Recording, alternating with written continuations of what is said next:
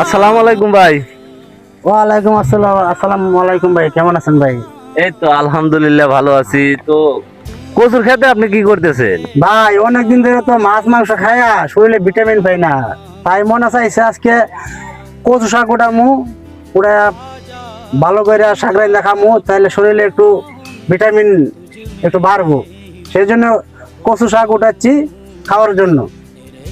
তো আপনার কথা আমার খুবই ভালো লাগলো, ধন্যবাদ ভাই। আসলে সপ্তাহে প্রতিদিন মাছ মাংস খেতে আসলে ভালো লাগে না। না ভাই, শাকটা আসলে অনেক ভালো লাগে, ওটা প্রত্যেকটা মানুষের জন্য ভিটামিন যুক্ত একটা শাক, কিন্তু অনেকেই তো বুঝে না। কিন্তু এটা খেলে মনে হয় যে ডাক্তার ওষুধে ভিটামিনে কাজ করবে না, তার চেয়ে বেশি ভিটামিন হবে এই শাকের মধ্যে। অসংখ্য ধন্যবাদ ভাই, আবারও খুব সুন্দর কথা বলছেন। আসলে কচুতে আছে অনেক পরিমাণ ভিটামিন, ক্যালোরি হ্যাঁ এবং রক্ত চলাচলের জন্য অনেক সহযোগিতা করে এবং ত্বককে ভালো রাখে। জি জি জি। তো আপনার শাক খাওয়া দেখে আমারও শাক খেতে মনে চাচ্ছে। হ্যাঁ, সবাইকে বলে দিবেন যাতে বেশি বেশি করে কচু শাক করে, কচু শাক করে যাতে বেশি বেশি করে খায়, ভিটামিন শরীর স্বাস্থ্যের জন্য ভালো। সপ্তাহে অন্তত একদিন হলেও কচু শাক খাওয়া হ্যাঁ, উচিত একদিন আমাদের, হলেও খেতে হবে।